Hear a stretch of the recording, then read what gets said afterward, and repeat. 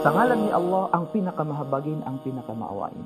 Nawa ang pagpapala at kapayapaan ay mapasa ating mahal na sugo na si Propeta Muhammad sallallahu alaihi wasallam.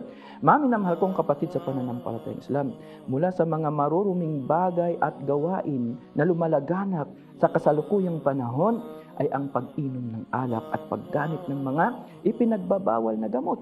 Sa Islam, mga kapatid, ang lahat ng anumang maruruming bagay at mga gawain na kapinsala sa ibang tao at nakasira sa ating kalusugan, maging sa ating katawan at isipan, ito ay ipinagbabawal.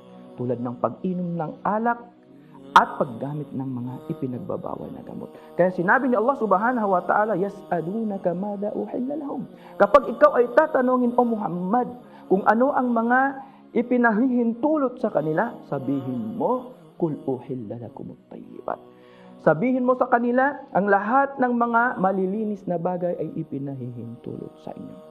Kaya mga kapatid sa pananampalatayang Islam, ang pag-inom ng alak at paggamit ng mga ipinagbabawal na gamot, ito ay isa sa mga maruruming bagay na kinakailangan at narapat sa bawat Muslim na iwasan ito. Sapagkat sinabi ng ating mahal na Propeta Muhammad sallallahu alaihi wasallam, ijtanibul khamra fa innaha miftahu kulla syarr. Iwasan ninyo ang pag-inom ng alak sapagkat ito ay susi ng lahat ng anumang kasamaan.